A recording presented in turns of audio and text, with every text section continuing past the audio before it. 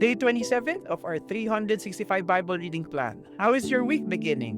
As you step into these days, remember this truth. The Lord is mindful of you. We serve the same faithful God, the God of Abraham, Isaac, and Jacob, the God of Moses, and the very same God who is alive and at work today.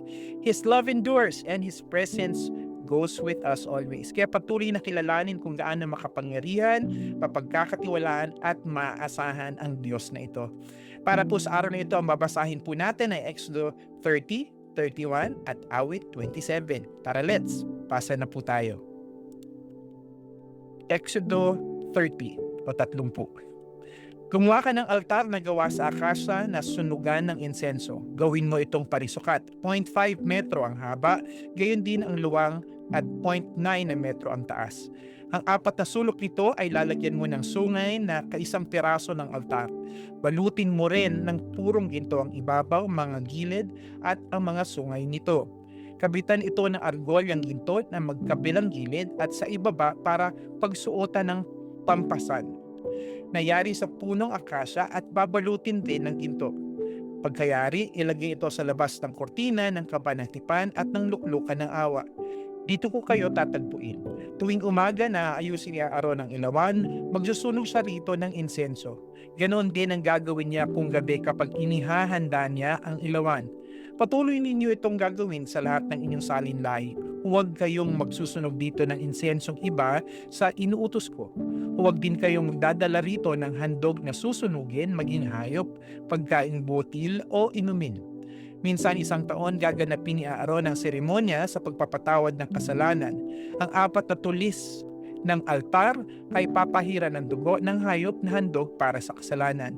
Gawin ninyo ito habang panahon. Ang altar na ito ay ganap na sagrado at nakalaan kay Yahweh.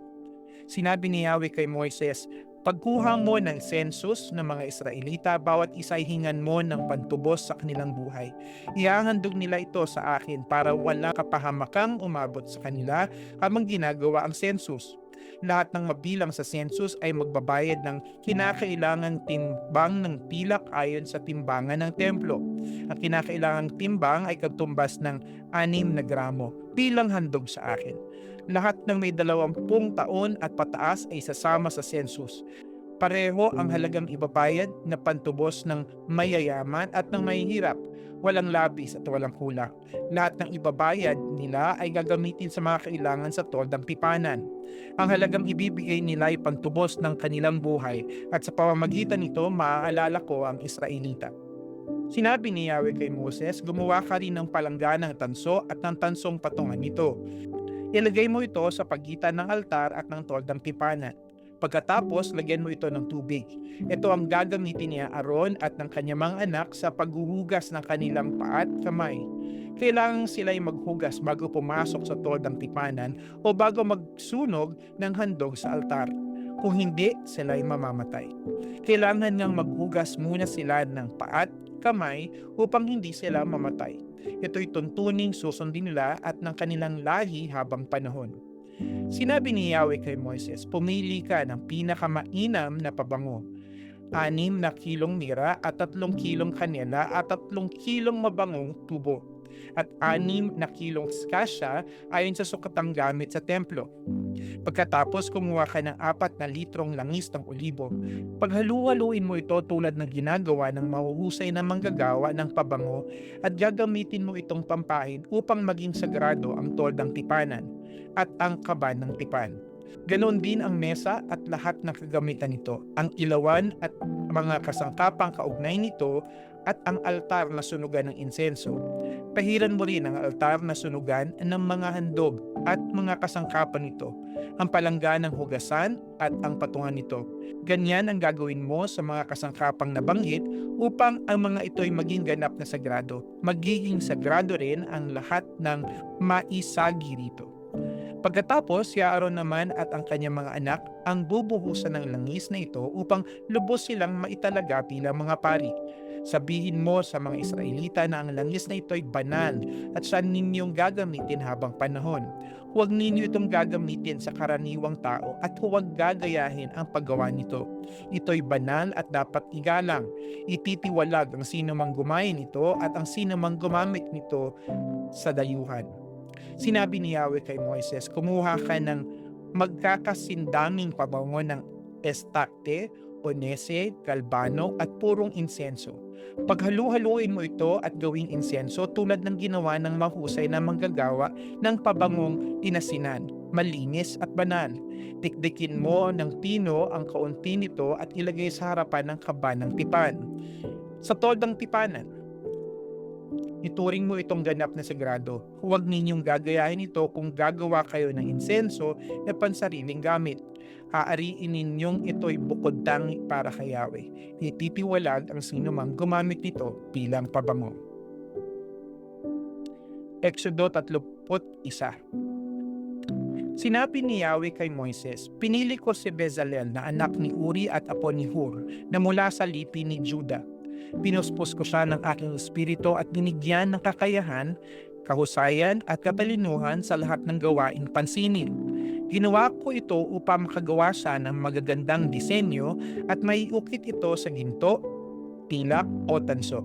Gayon din upang maging biyasa siya sa pagtabas ng mamahaling bato, mahusay sa paglilok at dalubhasa sa anumang gawaing pansinin.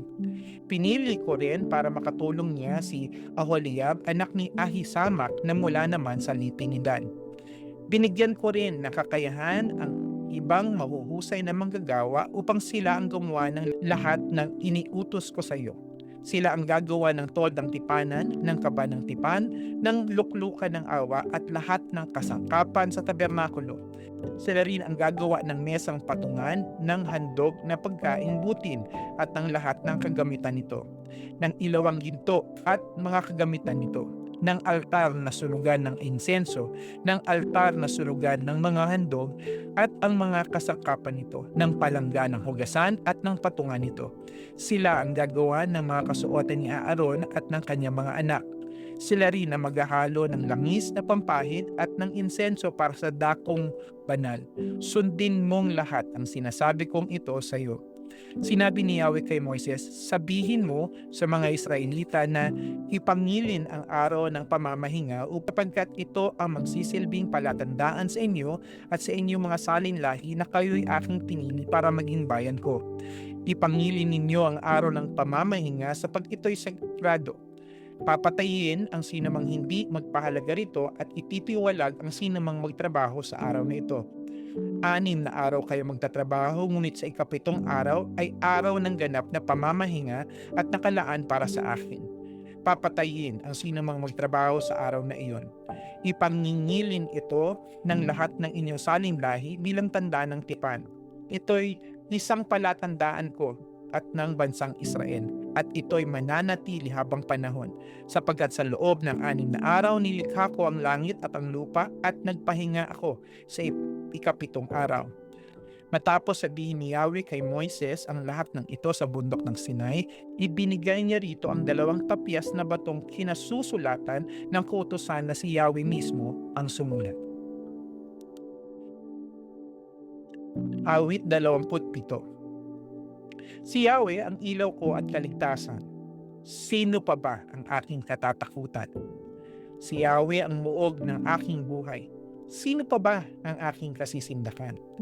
Kung buhay ko'y pagtangkaan ng taong masasama, sila'y mga kalaban ko at mga kaaway nga. Mabubuwal lamang sila at mapapariwara. Kahit isang hukbo ang sa aking pumalibot, hindi pa rin ako sa kanila matatakot. Salakayin man ako ng mga kaaway, magtitiwala pa rin ako sa may kapal. Kay Yahweh ay isang bagay lang ang aking hiniling, iisa lamang talaga ang aking hangarin, ang tumira sa templo niya habang buhay, upang kagandahan ni Yahweh aking mapagmasdan, at buhay humingi sa kanya ng patnubay. Itatago niya ako kapag may kaguluhan, sa loob ng kanyang templo ako'y iingatan. Sa ibabaw ng batong malaki ako'y ilalagay. Matatalo ko ang mga nakapaligid kong kaaway. Sa templo'y sisigaw ng may kagalakan habang mga handog ko'y inialay. Aawitan ko si Yahweh at pupurihin. Pakinggan mo ako, Yahweh, sa aking panawagan. Sagutin mo ako at iyong kahabagan. Nang sabihin mo, Yahweh, lumapit ka sa akin, sagot ko'y nariyan na ako at kita'y sasambahin. Huwag ka sanang magagalit sa akin. Ang iyong lingkod, huwag mo sanang palayasin. Tinulungan mo ako, Diyos ng aking kaligtasan. Huwag mo po akong iwan at huwag pabayaan. Itakwil man ako ng aking ama at ina, si Yahweh ang sa akin ay mag-aaruga. Ituro mo sa akin, Yahweh, ang iyong kagustuhan. Sa ligtas na landas, ako'y iyong samahan. Pagkat naglipa na ang aking mga kaaway. Sa mga kaaway ay huwag akong ipaubaya, na kung lumulusob ay mga pagbabanta at kasinungalingan ang dalang sandata, naniniwala akong bago ako mamatay, kabutihan ni Yahweh aking masasaksihan. Kay Yahweh tayo'y magtiwala, manalig sa Kanya at huwag manghinawa. Kay Yahweh tayo magtiwala. Patuloy po tayo magtiwala at magpuri at sumigaw ng papuri para sa ating Panginoon.